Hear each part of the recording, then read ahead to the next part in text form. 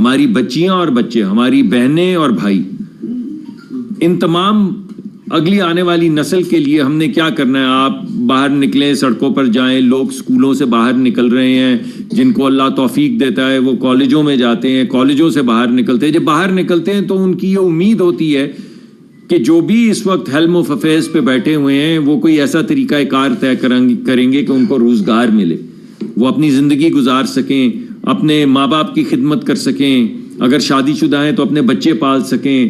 اور کوئی ہم ایک امیر ملک نہیں ہے تو کوئی بہت زیادہ کسی عمارت میں نہیں زندہ رہ سکیں, مگر متانت کے ساتھ ایک ڈیسنٹ زندگی تو گزار سکیں. تو یہ ایک دوسرا ایک اہم پہلو ہے جس کے اوپر میں بات کرنا چاہوں گا. تو وزیر اعظم نے پورے ملک کے لیے 2 علیحدہ اسٹریٹجیز بنا دی ہیں جو میں آپ کے سامنے رکھنا چاہتا ہوں. ایک اسٹریٹجی ہے شہری علاقوں کے لیے اور ایک اسٹریٹجی ہے دیہی علاقوں کے لیے. تو پہلے میں آپ کے سامنے دیہی علاقے جو ہیں پاکستان کے, ان کا لائحہ عمل جو ان کے ذہن میں پیش کرتا ہوں. دیکھیے دیہی علاقوں کے اندر کیا ہوتا ہے, 3 چیزیں ہیں. اگر آپ دیہی علاقوں میں ترقی کرنا چاہتے ہیں تو 3 چیزیں ہیں. کسان کو کیا چاہیے جی؟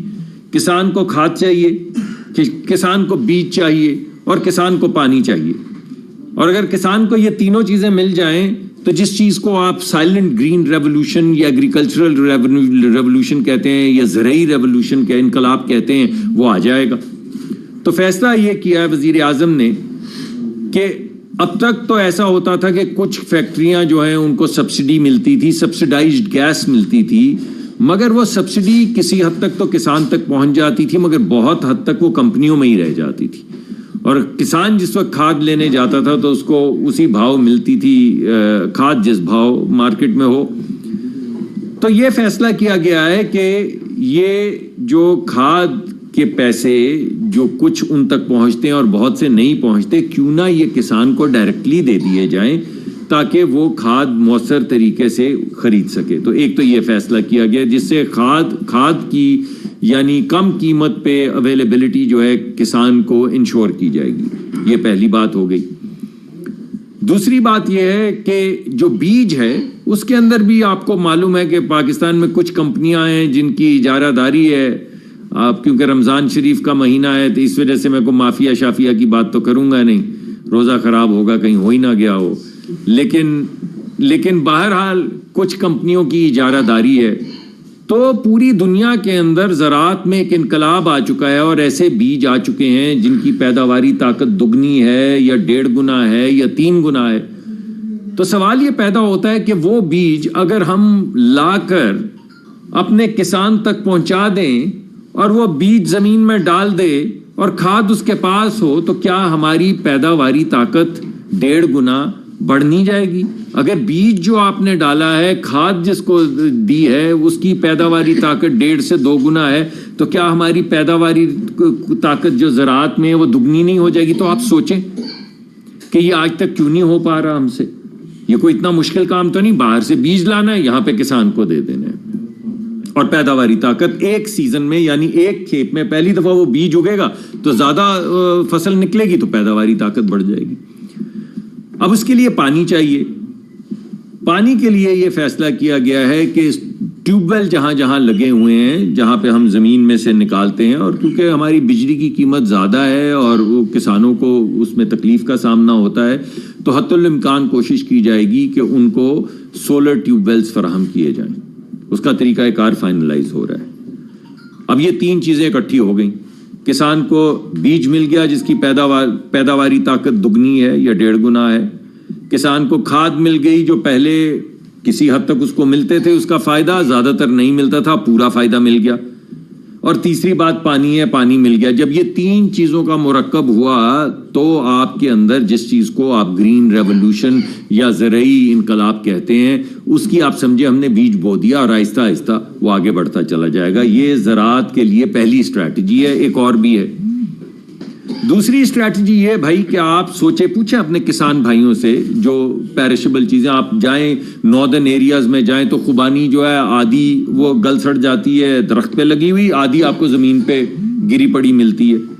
اسی طرح دیگر ہماری جو مالٹے ہیں, ہمارے کینو ہیں, ہمارے آم ہیں, 30 سے 35 تخمینہ یہ ہے کہ 30 سے 35% جو ہمارے فروٹس ہیں اور پیرشیبل ویجیٹیبلز ہیں وہ مارکیٹ میں آنے سے پہلے ہی ضائع ہو جاتے ہیں. تو فیصلہ یہ کیا گیا ہے کہ گاؤں گاؤں بڑے انڈسٹریل پارک نہیں کہ پھر وہ زمینوں کی سٹہ بازی شروع ہو جائے. سٹہ بازی تو کوئی برا لفظ نہیں ہے, زمینوں کی ہمارے ہاں نہیں ہے ویسے ہے لیکن زمینوں کا لین دین شروع ہو جائے تو بجائے اس کے کہ زمینوں پہ فوکس کیا جائے, انفراسٹرکچر پہ فوکس کیا جائے, ہر ڈویژن گاؤں میں جہاں پہ جو چیز پیدا ہوتی, کہیں امرود پیدا ہوتے ہیں, کہیں سبزیاں پیدا ہوتی ہیں, کہیں آڑو پیدا ہوتے ہیں, تو ہر جگہ پہ جو چیز پیدا ہوتی ہے اسی مناسبت سے ایک زرعی انڈسٹریل فارم لگایا جائے. چھوٹے چھوٹے فارم ہوں, کوئی وہاں پہ ان کا پلپ بنانا شروع کر دے, کوئی ان کا جوس بنانا شروع کر دے, کوئی کولڈ سٹوریج بنانا شروع کر دے تاکہ وہ ضائع نہ ہوں, کوئی کولڈ سٹوریج, کولڈ پائپ جو ویلیو چین ٹرانسپورٹیشن کی ہوتی ہے, یعنی جو چیزیں ٹھنڈی آپ کو ٹرانسپورٹ کرنی ہے تو لوگوں کے پاس تو ایسے ٹرک نہیں ہوتے, تو ان کے لیے بینکوں کو ہدایت, پرائم منسٹر تو کہتے ہیں سختی سے پابند, میں کہہ رہا ہوں کہ ہدایت کی جائے گی کہ وہ یہ تمام زرعی لونز اور زرعی انڈسٹریل لونز جو ہیں وہ دیہی علاقوں میں دیں, تاکہ نہ صرف وہاں پہ پیداوار دگنی ہو بلکہ وہ شخص جو کسان ہے وہ آہستہ آہستہ ترقی کا زینہ چڑھتا چلا جائے. اور یہ جو صرف شہری علاقوں پہ مقرر کی گئی ہیں فیکٹریاں یا ویلیو ایڈڈ چیزیں یا ایکسپورٹ, یہ ہمارے جو غریب ترین علاقے ہیں, جو دیہی علاقے ہیں, جو کسان ہیں, محنت کش ہیں, ان تک بھی پہنچے. یہ ہو گئی دیہی علاقے کی بڑی کلیئر اسٹریٹجی. شہری علاقوں کے لیے اسی طرح جیسے میں نے آپ کو دیہی علاقوں کا کہا ہے, بینکوں کو پابند کیا جا رہا ہے کہ وہ چھوٹے چھوٹے قرضے دیں. کسی بھی ملک کے اندر, کسی بھی ملک میں, صرف پاکستان میں نہیں, کسی بھی ملک میں تقریباً 70 سے 80% امپلائمنٹ جو ہے وہ small to medium sized enterprise میں ہوتی ہے, یعنی چھوٹے جو کاروباری طبقہ ہے, چھوٹے کاروبار ہیں, وہ امپلائمنٹ پیدا کرتے ہیں اور ہمارے بچے بچیوں کو روزگار چاہیے. تو بینکوں کو پابند کیا جائے گا کہ وہ آپ ہی کے پیسے دیتے ہیں نا, وہ خود سے تو پیسے نہیں چھاپتے, آپ سے ڈپازٹ لیتے ہیں, آپ جا کے بینک میں پیسے جمع کرواتے ہیں, وہ وہی پیسے کسی اور کو دے کے اس میں سے نفع کما لیتے ہیں. تو اب ان کو پابند کیا جائے گا کہ بجائے اس کے کہ صرف 4 بڑے سیٹھوں کو, اور ہوتا یہی ہے کہ 10 بڑے سیٹھوں کو یا 50 بڑے سیٹھوں کو قرضہ دیا جائے, جو بھی پرائیویٹ سیکٹر کی ان کی ایلوکیشن ہوگی اس کی ایک سرٹن پرسنٹیج جو ہے ان کو پابند کیا جائے گا یا انسینٹیوائز کیا جائے گا کہ وہ ایس ایم ای سیکٹر کو, یعنی چھوٹے کاروبار کے لیے چھوٹے چھوٹے قرضے دیں. جو ہماری بچیاں, ہمارے بچے جو کالجوں سے نکل رہے ہیں یا اسکلڈ ورکرز ہیں, وہ اپنا چھوٹا سا کاروبار شروع کر سکیں.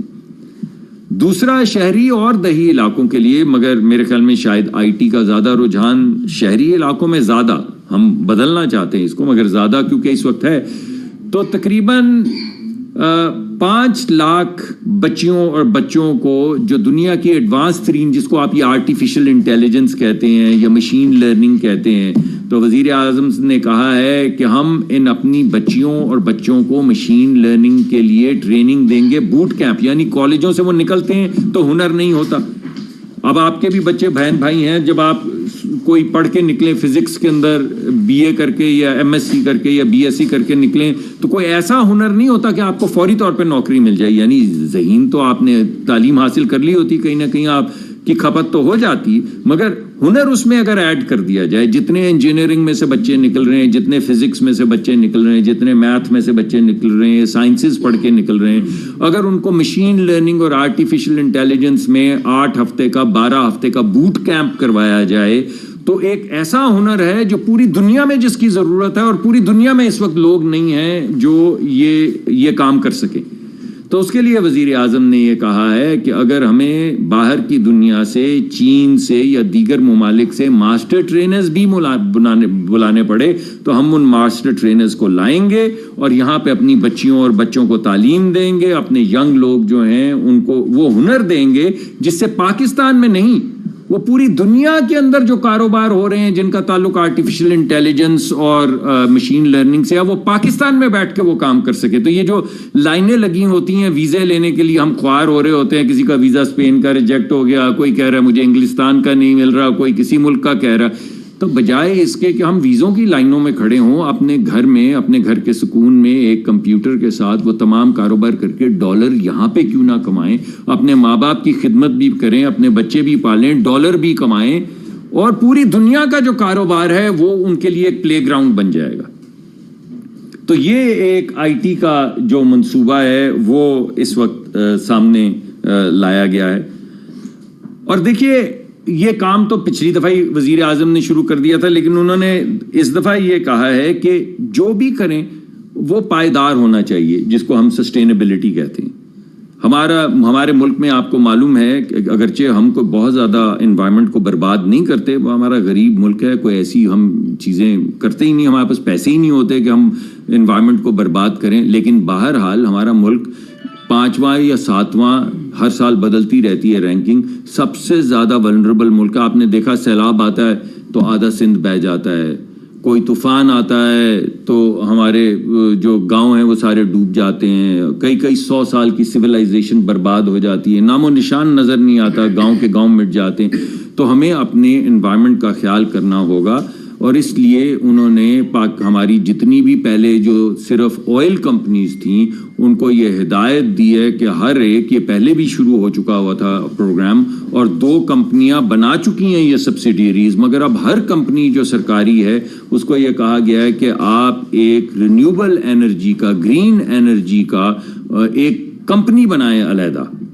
جس کا کام صرف یہ ہو کہ وہ سستی جو اب بجلی ہے، کیونکہ بجلی کی بھی تو قیمت اگر کم کرنی ہے تو اگر آپ کو 2 سینٹ 4 سینٹ کے اندر گھر میں آپ چھت کے اوپر بجلی پیدا کر سکتے ہیں اور استعمال کر سکتے ہیں تو پھر مہنگی بجلی کی کیا ضرورت ہے۔ تو ایک پورا منصوبہ بنایا جا رہا ہے جس میں یہ کمپنیاں ایک پوری نئی مارکیٹ پلیس کریٹ کریں گی رینیوبل انرجی کی، اور اس کے ذریعے ہم جو دیرپا انرجی ہے یا رینیوبل انرجی ہے جو کلائمیٹ کے اوپر کم ہماری موسمیاتی تغیر جو ہے اس پہ اثر انداز نہیں ہوتی، اس کو واپس ریسٹور کرتی ہے، اس انرجی کو آگے بڑھانے کے لیے تمام کمپنیوں کو یہ کہا گیا ہے کہ وہ، اور یہ کیونکہ میرا کام بھی ہے تو یہ میں ذمہ داری کے ساتھ کروں گا کہ ہر کمپنی کی ایک سبسیڈیری ہوگی آئل کمپنی کی جو صرف دیرپا توانائی، سسٹینیبل انرجی، رینیوبل انرجی کے اوپر فوکس کرے گی۔ اب اس کے علاوہ اسکولوں کے لحاظ سے آپ کو یاد ہوگا، تعلیم کے لحاظ سے وزیر اعظم نے 2 بڑی باتیں کی تھی، میں آپ کے سامنے دوبارہ رکھنا چاہتا ہوں۔ ایک انہوں نے یہ کہا تھا کہ آپ کو یاد ہوگا کہ امریکہ میں، برطانیہ میں، جرمنی میں کچھ اسکول ہوتے ہیں جن کو کہتے ہیں میگنٹ اسکول۔ میگنٹ اسکول ان بچوں کے لیے ہوتے ہیں جو ایکسیپشنل ہوتے ہیں۔ ارے بھائی، ہمارے ہاں امیر کے بچوں کے لیے تو ایکسیپشنل اسکول ہیں، HSN کالج ہے، گرامر اسکول ہے، بیکن ہاؤس ہے، یہ اچھے اسکول ہیں، اللہ انہوں نے بڑی ایک اچھا فریم ورک بنایا ہے اور بڑی خدمت کی ہے ملک کو اعلیٰ تعلیم دے کے۔ مگر غریب کے بچوں کا کیا بھائی؟ غریبوں کے اندر بھی کیا امیروں میں ہی صرف برائٹ بچے ہوتے ہیں؟ یعنی پوری دنیا میں تو وہ تفریق نہیں کرتے، کوئی تفریقہ نہیں ہے کہ امیر کا بچہ کون سا برائٹ ہے اور غریب کا بچہ کون سا برائٹ ہے۔ تو ہمارے ہاں تو صرف امیروں کے جو برائٹ بچے ہیں ان کے لیے راستے کھلے ہیں، غریبوں کے برائٹ بچوں کا تو کوئی راستہ نہیں، وہ تو ان کے لیے تو وہی ایک اسکول ہے پیلا۔ تو جو بہت زیادہ ہمارے ہاں ذہین بچے ہیں مگر صاحب حیثیت خاندانوں میں سے نہیں ہیں، جیسا کہ بنایا گیا تھا ہمارے ہاں وہ دانش اسکول بنایا گیا تھا، اسی طرح وفاقی حکومت نے یہ فیصلہ کیا ہے کہ ہم اس طرح کے اسکول غریب بچوں کے لیے اور کھولیں گے جس میں ان کی پوری تعلیم جو ہے ٹاپ کلاس بچوں کو ٹاپ کلاس تعلیم دی جائے گی ان اسکولوں میں۔ مگر یہاں پہ بات رکے گی نہیں، بچے دانش اسکول کے ہوں یا کسی اور اسکول کے ہوں، اگر پاکستان کی یا بین الاقوامی سطح کی بہترین یونیورسٹیز کے اندر ان کو داخلہ مل جائے مگر ان کے پاس پیسے نہ ہوں، صاحب حیثیت نہ ہو، تو سرکار ان کا خرچہ اٹھائے گی۔ یہ بھی جو ہے اعلان ہو چکا ہے اور اس پہ کام شروع ہو چکا ہے۔ تو آپ کوئی بچہ جو ذہین ہے، جو دنیا کے بہترین اسکولوں میں جا سکتا ہے، مگر کسی غریب کسان کا بچہ ہے، مزدور کا بچہ ہے جو محنت کرتا ہے سارا دن پسینے میں شرابور، تو ان کے لیے بھی وہی سہولت جو ہمارے ہاں یہ F6-7 جو ہوتے ہیں اور وہ گلبرگ اور ڈیفنس اور کلفٹن اور ان بچوں کی طرح غریبوں کے بچے کے لیے بھی وہ راستے کھول دیے جائیں گے، تاکہ یہ نہ ہو کہ کوئی اس وجہ سے رہ جائے کہ اس کے پاس اس کے والدین کی حیثیت نہیں تھی کہ وہ دنیا کے بہترین جو یونیورسٹیز ہیں ان میں تعلیم حاصل کر سکے. میرے خیال میں چیدہ چیزیں تو میں نے آپ کے سامنے رکھ دی ہیں. ہنرمندی کے بھی کچھ پروگرام ہیں اس کے علاوہ, آئی ٹی کے علاوہ, جن کا ذکر میں وہ پرانے چل رہے ہیں, ان کو بہتر کیا جائے گا. بسپ کا پروگرام ہے وہ بھی آپ کو معلوم ہے, وہ چل رہا ہے, اس کو ہم ہی نے آگے بڑھایا تھا. تو یہ میں آپ کے سامنے ایک معاشی خاکہ اور سماجی خاکہ پیش کرنا چاہتا تھا آج, تاکہ یہ رمضان کا مہینہ ہے, رمضان کی آمد ہے, دوسرا دن ہے کابینہ کو, تیسرا دن ہے بنے ہوئے, تو کچھ ایک خاکہ تو ہونا چاہیے نا ہمارے پاس, ایک امید تو ہونی چاہیے. عید آ رہی ہے تو میں نے کہا کہ عید کی نوید تو آئے گی 28 دن میں, لیکن جو 3-4 سالہ خاکہ ہے وہ میں آپ کے سامنے رکھتا ہوں. اس کی ایکسپلینیشن جی بالکل سر, بالکل. یعنی ان کے ذہن میں کئی چیزیں ہیں, یہ تمام باتیں وہ ہر وقت کر رہے ہیں, لیکن میں یہ چاہتا تھا کہ میں آپ کے سامنے رکھوں, آپ کے سوالوں کا جواب دوں, تاکہ اس بات کو آگے بڑھائیں. ایک میٹنگ کی تھی کل پاور ڈویژن میں, یہ بتائیے کہ جو جنوری تک سرکل ڈیٹ کتنا ہو چکا ہے اس وقت تک؟ دیکھیے میں آپ کو یہ بتا سکتا ہوں کہ 2310 کا سرکولر ڈیٹ جو ہے وہ پچھلے سال کے اختتام پہ تقریباً تھا میرے خیال میں, نمبرز میں تھوڑا سا فرق ہو سکتا ہے. اور ہمارا ٹارگٹ یہ ہے کہ اس سال کے ختم ہونے تک جو سرکولر ڈیٹ ہے وہ 2310 ہی ہوگا. 2310 تھا پچھلے سال کے ختم ہونے پہ, 2310 ہوگا اس سال کے ختم ہونے پہ, اور ہم آن ٹریک ہیں اس میں, کیونکہ جو اس وقت سرکولر ڈیٹ کے اندر جو چیزیں, مجھے ایگزیکٹ فگر یاد نہیں, 300 ارب یا کچھ اس طرح 300 کچھ ارب کی جو رقم ہے وہ بجٹڈ رقم ہے. تو جیسے ہی بجٹ آخری ہمارا یہ کوارٹر ختم ہوگا تو وہ رقم جب ریلیز ہو جائے گی تو ہمارا سرکولر ڈیٹ جو ہے وہ 2310 ارب سے شروع ہوا تھا اور 2310 ارب پہ ختم ہوا. جی میں نے آپ کو بتایا جو ہمارا, مجھے فگر ایگزیکٹ یاد نہیں ہے, جو ٹارگٹ تھا جی میں بتا دیتا ہوں, جو ٹارگٹ تھا اس سے تقریباً 15 یا 20 ارب کم ہے. یعنی ہم نے ٹارگٹ کو بیٹ کیا ہے. جو ہمارا یہ جنوری تک کا ٹارگٹ تھا اس ٹارگٹ کو ہم بیٹ کر چکے ہیں 10 یا 15 ارب روپے سے. اور جو ایکومولیٹڈ اماؤنٹ ہے وہ بجٹڈ ہے. یعنی ایونچولی ہمارا سرکولر ڈیٹ ایگزیکٹلی وہی ہوگا جو پچھلے سال کے اختتام پہ تھا. تو آپ کو یہ کانفیڈنس ہونا چاہیے کہ سرکولر ڈیٹ کے اندر 1 روپے کا بھی اضافہ نہیں. اس کا مطلب یہ ہے سر کہ بجلی کی قیمتیں نہیں بڑھیں گی. دیکھیے بجلی کی قیمتوں کے اندر 2-3 اہم پہلو ہیں جن کے اوپر کام کیا جا رہا ہے. ایک تو میں نے آپ کے سامنے ذکر کر دیا ہے. ایک پہلو تو اس کا یہ ہے کہ ہماری بجلی کی جو پیداواری لاگت ہے ہم نے اس کو کم کرنا ہے. یہ سب سے اہم چیز ہے, سب سے اہم نہیں ہے. دوسرے نمبر اس سے جی نہیں میں وہ بتا, چلو تینوں چیزوں پہ بات کر لیتے. اچھا آپ سوال لیں. اچھا سر, پہلا تو آپ نے پرائم منسٹر کا جو ویژن دیا معاشی اور سماجی خاکے کا, اس میں یہ 3 چیزیں تو بڑی اچھی ہیں کہ آپ شہری اور دیہی علاقوں میں کرنے جا رہے ہیں, کسانوں کے لیے بڑی اچھی بات ہے. لیکن جب ان کی فصل تیار ہو جاتی ہے تو مارکیٹ میں اس کو مناسب دام نہیں ملتے, آڑتی لے اڑتا ہے, وہ بیچارہ ویسے کے ویسے رہ جاتا ہے. اس کے لیے کیا پلاننگ ہے, نمبر 1. دوسرا سر, یہ انرجی سیکٹر کے حوالے سے آپ بتا رہے ہیں کہ آج IMF کا وفد پاکستان میں آیا ہوا ہے, ہم نے تمام جو ان کے دیے ہوئے ٹارگیٹس سے وہ پورے کر لیے. جی بالکل کر لیے. سرکل ڈیٹ کے حوالے سے, بجلی اور گیس کی پرائسز کے حوالے سے, FBR کی ٹیکس کلیکشن کے حوالے سے آپ کی آج میٹنگ ہوئی ہے ان سے یا میری ہوئی نہیں؟ میری میٹنگ ہوئی ہے, میری بڑی ایک اوور آرچنگ انٹروڈکٹری میٹنگ تھی میری. تو جو شروع میں جب آپ آتے ہیں تو صرف اس میں کوئی تفصیل, کوئی کام وام کی بات نہیں ہوتی, صرف ان کو ویلکم کرنا. وہ ان کا اگر آیا ہے یہاں پہ وفد تو اس کو ہم نے ان کا استقبال کیا ہے, ان سے بیٹھ کے بات کی ہے. ہائی لیول پہ وہی باتیں جو آپ پوچھ رہے ہیں وہی کہی ہیں کہ ہم نے تمام ٹارگٹس جو ہیں وہ میٹ کیا ہیں اور ہم ریفارم کرنا چاہتے ہیں. لیکن ایک بات جو ہم نے بڑی واضح کی ہے وہ یہ ہے کہ یہ جو ہم ریفارم کرنا چاہ رہے ہیں یہ ہم اپنے بچوں کے لیے کرنا چاہ رہے ہیں, IMF کے لیے نہیں کر رہے. تو اگر میں انگریزی میں آپ کو بتاؤں تو ہمارا پیغام یہ ہے کہ we would do this with you or without you, but by God we would do it because we're doing it for our children.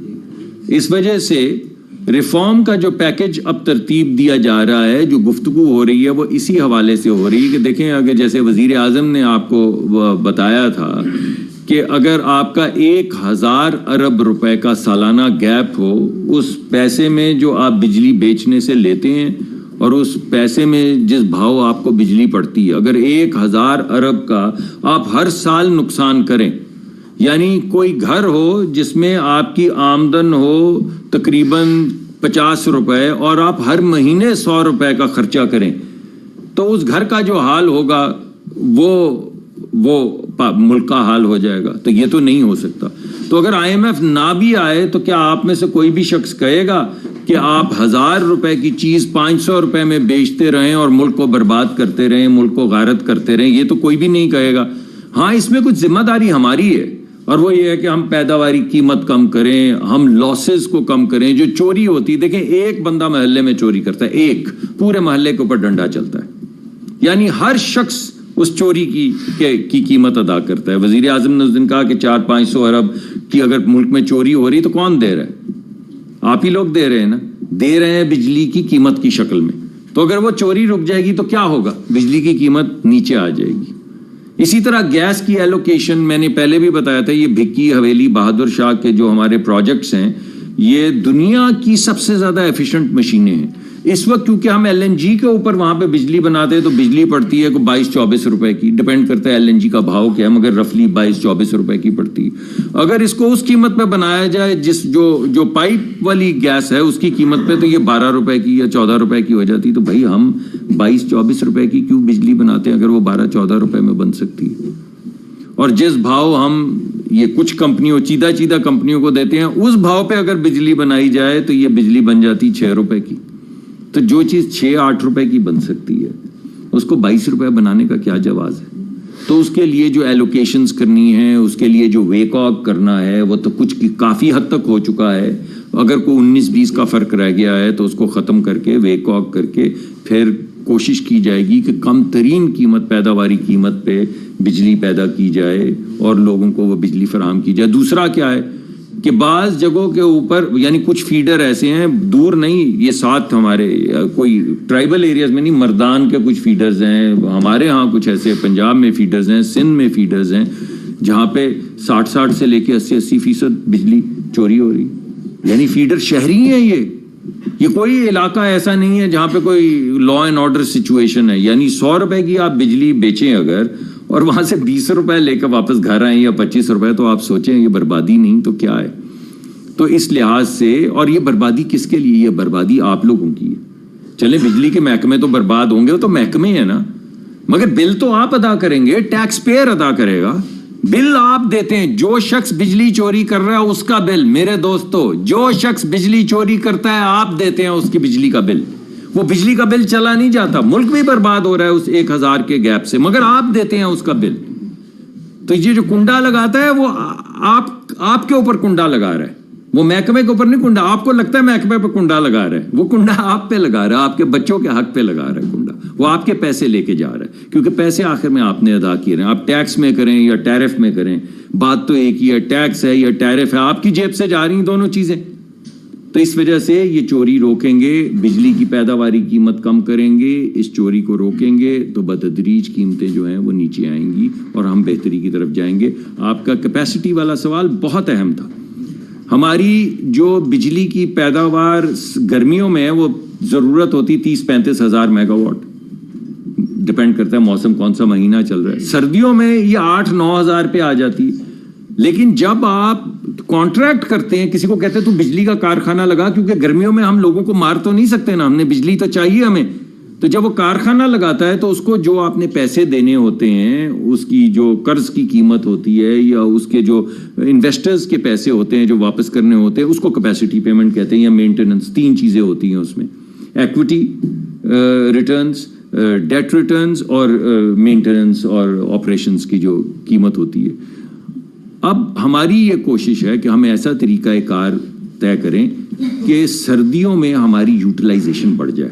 ابھی میں وہ آپ پہ عیاں نہیں کروں گا، لیکن یہ میں آپ کو یقین سے بتا رہا ہوں کہ ہم اس پہ کام کر رہے ہیں اور بہت جلد میں آپ کے سامنے وہ منصوبہ پیش کروں گا کہ کیسے ہم سردیوں کے اندر جب 8-10 ہزار ہو جاتی ہے ہماری ضرورت، اس کو ہم کیسے بڑھائیں گے 18 ہزار یا 17 ہزار یا 19 ہزار تک، اور اس کے نتیجے میں پھر कैसे हमारा बोझ जो कैपेसिटी पेमेंट का वो कम होगा। तो मुझे थोड़ी मोहलत दीजिए, अभी मुझे 48 घंटे हुए हैं, लेकिन वो प्लान मैं आपके सामने ज़रूर लेकर आऊँगा। आमन सियाल साहब, स्नो टीवी से। सर ये बताएं सर कि जो इतना ज़्यादा शरह सूद है, इस पे मतलब किस तरह नई संतें लगेंगी, और छोटी खासतौर पर संतें जो हैं उन्हें क्या होगा, राइट में प्रोग्राम में शरह सूद आप कम भी नहीं कर सकते। दूसरी बात यह है कि आप कह रहे हैं कि गरीब के बच्चे को आला तालीम के लिए बाहर भिजवाएंगे। इस टाइम सर सूरत हाल ये है कि हमारे मेडिकल कॉलेजेस जो सरकार के वो मतलब पॉपुलेशन ज़्यादा हो गई है, हमारे बच्चों को एडमिशन नहीं मिलता, सरकारी यूनिवर्सिटियों में एडमिशन नहीं मिलता, तो सरकारी यूनिवर्सिटियों में सीटें बढ़ा लें, कोई नए तालीमी इदारे खोलें तो गरीब का बच्चा भी पढ़ जाएगा। और ये प्राइवेट मेडिकल कॉलेज जो हैं 30-30 लाख रुपया फीस ले रहे हैं, इनकी फीस कम कराएं। गरीब का बच्चा किस मतलब अगर गलती से उसे मेडिकल कॉलेज में दाखिला मिल जाए तो फीस कहाँ से देगा, उस पर कुछ करें कि नहीं, रेगुलेट करें। तो आला तालीम की बहुत महंगी होगी है, इसे कम करने के लिए कोई स्टेप्स लें, इसकी फीसों पे कट लगाएं। मेरे ख्याल में जी बहुत आपका अहम सवाल था। तो मेरे ख्याल में जो वज़ीर आज़म ने उसकी तफसीलात आ जाएंगी। आपने जो आज बातें की हैं मैं ज़रूर ये आपका पैगाम पहुंचाऊंगा। देखिए जो इस वक्त टारगेट था वो सिर्फ बैनुल अक़वामी यूनिवर्सिटीज़ नहीं, पाकिस्तान की भी यूनिवर्सिटीज़ थी। तो उसका तरीका कार ज़रा तय हो जाए ताकि फिर मैं आपके सामने तफसीलात रख सकूं। मगर आपने जो मेडिकल कॉलेजेस का हवाला दिया, अब मैं बिलखुसूस उस टीम को ये कहूँगा कि वो आप इस बात पे भी गौर करें कि पाकिस्तान के अंदर अगर गरीब का बच्चा किसी आला तरीन किसी मेडिकल यूनिवर्सिटी में जाता है डॉक्टर बनने के लिए या इंजीनियरिंग कॉलेज में जाता है तो उसका हल क्या होगा। तो इंशाल्लाह वो एक कॉम्प्रिहेंसिव खरपति हो गया साहब, जो मेडिकल कॉलेज बने हुए हैं ना वो इतने पैसे लेते हैं कि आप उनके एसेट्स चेक करें, कोई दुबई मुंतकिल कर रहा है पैसे, कोई कहीं मुंतकिल कर रहा है। जी ठीक है, नहीं इंशाल्लाह आपका ये पैगाम मेरे पास अमानत है, मैं जरूर उस टीम को आपने जितने आज इनिशिएटिव्स बताए गवर्नमेंट करने जा रही है, इसके लिए फाइनेंसिंग की क्या IMF के साथ इस हवाले से बातचीत हुई है? और दूसरा ये बताएं कि आप हमारा ज्यादा फोकस है काबिल तजदीद पे, रिन्यूएबल्स पे। हमारा एक बहुत बड़ा फैक्टर है कि हम जो बिजली पैदा कर रहे हैं वही हम अगर यूटिलाइज नहीं कर सकते तो हम कैपेसिटी पेमेंट्स दे रहे हैं।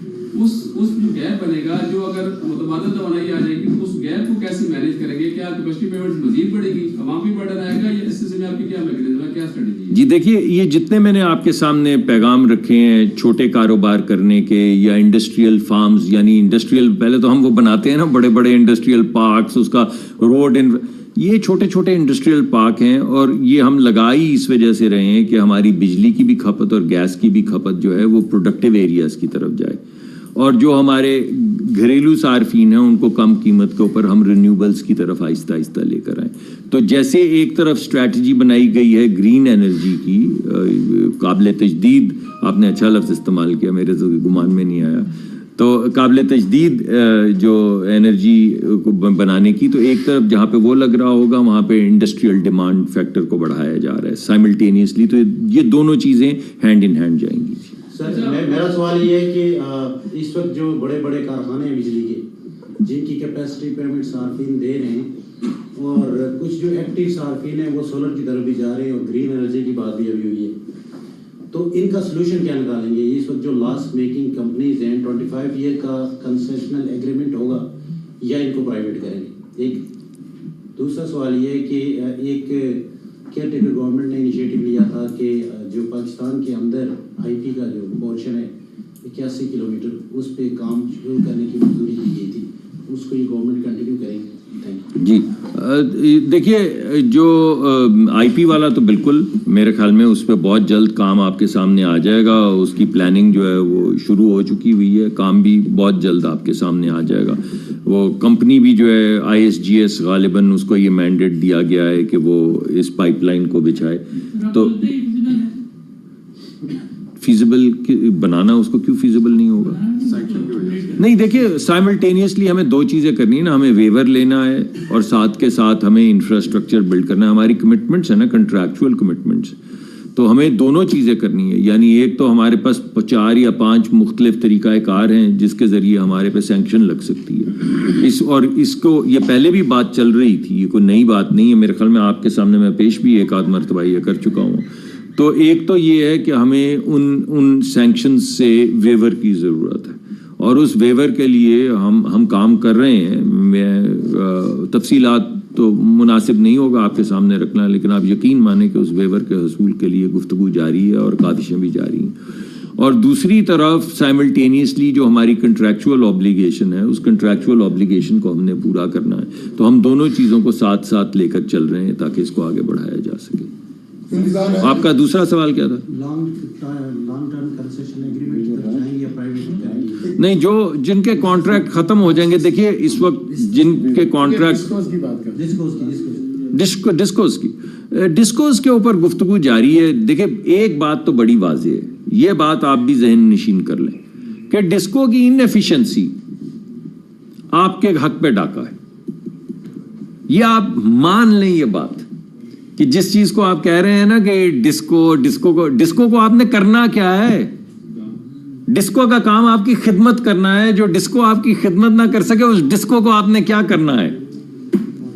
اس وجہ سے جس طرح میں نے آپ کو کہا کہ کنڈے ڈالنے والا آپ کے بچوں کی چوری کر رہے، یہ پیسے آپ کے ہیں، یہ ڈسٹریبیوشن کمپنی کے ضائع نہیں ہو رہے، یہ پاور سیکٹر کے نہیں، یہ آپ کے پیسے ہیں۔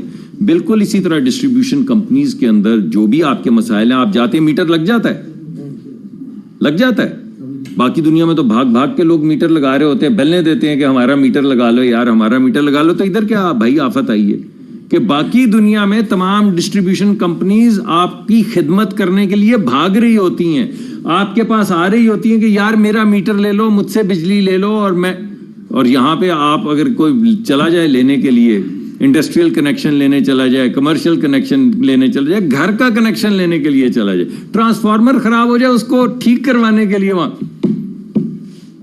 کیا ہے وہ جی، زمیں جنبش نہ جنبش گل محمد، کچھ ایسا ہی ہے نا کو محاورہ۔ تو بات یہ ہے کہ ڈسٹریبیوشن کمپنیز میں ریفارم کی بہت زیادہ ضرورت ہے اور ریفارم ہوگی۔ ریفارم ہم پبلک پرائیویٹ پارٹنرشپ میں کر لیں، جب تک پبلک پرائیویٹ پارٹنرشپ نہیں ہوتی تب تک یہ تھوڑی ہے کہ ہم آپ کو ان کو بولیں گے کہ آپ لوگوں پہ ڈاکہ مارتے رہیں۔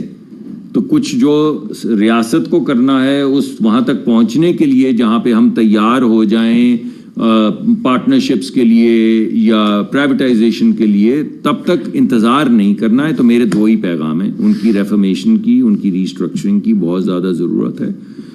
جب تک یہ طریقہ کار طے نہیں ہو جاتا کہ ان کی ایفیشنسی بڑھانے کے لیے ہم نے انویسٹمنٹ کہاں سے لانی ہے، کیا پرائیویٹ سیکٹر کی لانی ہے، کیسے لانی ہے، کس ریلیشن شپ کے تحت لانی ہے، تب تک یہ ریاست کی ذمہ داری ہے کہ ان کی جو ایفیشنسیز ہیں ان کو بڑھاتا چلا جائے، کیونکہ جو چوری وہاں پر ہوتی ہے وہ آپ کے حق پہ ڈاکہ پڑتا ہے۔ سر کہ آپ نے جیسے بات کی تھی بچوں کی کاؤنسلنگ کی ہوئی، بچوں کی اور ان کی اسکولنگ کی، میکینزم سر کیا ہوگا؟ یہ پہلے بھی آتی نہیں ہے چیزیں، لیکن غریب کے بچے کا ہمیشہ مارا جاتا ہے، یہ میکینزم کیا ہوگا، میرٹ کیا ہوگا؟ کیونکہ یہاں پہ تو سفارش کلچر اتنا ہے کہ آپ کے پاس کوئی سفارش یا پرچی لے کے آ گیا تو وہ جو لائن میں کھڑے بچے ہیں وہ تو وہیں رکے رہیں گے۔ اور جیسے بھی سیال صاحب نے بات کی تھی کہ جس طرح سے میڈیکل کے کالجز ہیں، یونیورسٹیز ہیں، اور جو انجینئرنگ کالجز ہیں وہاں پہ جس طرح سے بیش تحاشا فیسیں لی جاتی ہیں، اس کو آپ میکینزم میں کیسے لائیں گے؟ یہ ایک مافیا ہے، جیسے آپ ابھی توانائی کی بات کر رہے ہیں، یہ ڈسکو ڈانس کروا رہی ہیں اس قوم کو اور کافی عرصے سے کر رہے ہیں، یہ اس کے اوپر اس مافیا کے خلاف آپ کیا اقدام اٹھا رہے ہیں؟ روزوں میں مافیا میں نے بھی بڑی احتیاط سے ایک ہی دفعہ لیا، آپ نے، میں تو 20 منٹ بولا، میں نے ایک دفعہ کہا، آپ نے 2 جملوں میں 5 دفعہ کہا۔ یہ مسلم اس کے بارے میں بتائیے کیونکہ لوگ جو ہے وہ پریشان ہیں۔ نہیں یہ تو کیا تھا آپ کا سوال؟ معافی یار، پھر وہیں پہ آتے ہیں کہ بات یہ کہ میں دوبارہ کر رہا ہوں کہ جو یہ کاؤنسلنگ اور آپ نے اسکولنگ کی بات کی ہے، دیکھیں بات یہ ہے کہ آپ کے سامنے دانش اسکول بنے، اس کے اندر کسی ایک امیر آدمی کا بچہ ہے، میں آپ کو چیلنج کرتا ہوں، آپ کسی دانش اسکول میں چلے جائیں اور ایک امیر آدمی کا بچہ دکھائیں، ان کی ریزیڈنس بھی سرکار، ان کے رہنے کا خرچہ بھی سرکار دیتی، ان کے کھانے کا خرچہ بھی سرکار دیتی، ان کی کتابیں اور ورلڈ کلاس تعلیم ان کو دینے، جتنی ہماری حیثیت اس کے مطابق ورلڈ کلاس تعلیم دینے کی کوشش کی جاتی ہے، اس میں کسی امیر کا بچہ نہیں۔ تو ماڈل تو بن چکا ہے، اب تو اس ماڈل کو سکیل کرنا ہے، کیونکہ غریبوں کے بچے صرف پنجاب تک تو محدود نہیں ہیں، جو برائٹ بچے ہیں وہ صرف پنجاب تک تو نہیں ہے محدود، وہ تو ہر جگہ پہ ہیں۔ تو اس لیے اسی طریقہ کار کے ذریعے پہلے اس کو بڑھایا جائے گا، اور دوسرا جو معاملہ ہے اس کی تفصیلات ابھی طے ہو رہی ہیں، جیسے ہو جائیں گی میں آپ کے پاس لے جاؤں گا، لیکن آپ نے جو آج ایڈیشن کی ہے وہ بڑی اچھی ہے، یہ میں نے آپ کو جیسے کہا میرے پاس امانت ہے، میں آپ کی لے کر ایک منٹ شاہد اجمل، آپ نے جو کسانوں کو بیج دینے کے حوالے سے بات کی ہے کہ دنیا سے ہم بیج لائے کسانوں سے لیں گے، کیا پاکستان جی ایم او الاؤ کرنے جا رہا ہے؟ نہیں، سارے جینیٹیکلی ماڈیفائڈ نہیں ہیں، میں کیونکہ میرے پاس یہ شعبہ نہیں ہے جی ایم او کا تو میں اس پہ کامنٹ نہیں کر سکتا. ویسے دنیا کے اندر تو جی ایم او ہر جگہ پہ استعمال ہو رہا ہے، یعنی جن جگہوں کے اوپر پانی نہیں ہے انہوں نے واٹر ریزیلینٹ بیج بنا لیے ہیں، جن جگہوں پہ اسٹیپل کی لینتھ کم تھی کاٹن کی وہاں پہ انہوں نے 3 گنا اسٹیپل جی ایم او بنا کے کر دی ہے. جہاں پہ پیداوار وہ جو آپ کبھی امریکہ انگلستان کے وہ بازاروں کی تصویریں دیکھیں تو کیلوں کا سائز دیکھیں اور ان کے انار کا سائز دیکھیں، تو یہ کیسے ہوئے ہیں ساری چیزیں؟ کچھ جینیٹیکلی ماڈیفائڈ ہیں اور کچھ آرگینک فارمنگ کے، ناٹ آرگینک فارمنگ یعنی جو ٹریڈیشنل طریقہ ہے پیوند کاری اور در نسل اس کو بہتر کرنے کا، اس کے ذریعے بنائے گئے. تو جو بھی وزارت فیصلہ کرے گی اس کے مطابق جو بہترین بیج ہوگا، چاہے وہ ٹریڈیشنل ہو چاہے وہ جی ایم او، اگر جی ایم او کا کوئی طریقہ کار طے کرنا ہوا، مگر دونوں صورتوں کے اندر ایک ورلڈ کلاس کمپنی یعنی جو دعوے دار ہیں ان کا دعویٰ پروف کرنے کے لیے، ان کو کریڈٹ کرنے کے لیے ورلڈ کلاس کمپنیاں آئیں گی تاکہ کوئی جھوٹ بول کے کسان کو ایکسپلائٹ نہ کر سکے. تو وہ ایک طرح سے جس طرح امریکہ کے اندر اسکول ایکریڈٹ ہوتے ہیں اور آپ کو پتا ہوتا ہے یہ ایکریڈیٹڈ اسکول ہے، تو آپ کو یہ پتا ہوگا کہ یہ ایکریڈیٹڈ بیج ہے. یہ بتا دیں کہ جس طرح آپ نے چوری کی بات کی، کمرے کی بات کی، سردیاں آتی ہیں تو قوم کو گیس کی پرابلم کی ہوتا ہے، اور اب گرمیاں بھی آ رہی ہیں، آج سے شروع ہو رہی ہیں گرمیاں. وفاقی وزیر پیٹرولیم و توانائی مصدق ملک نیوز کو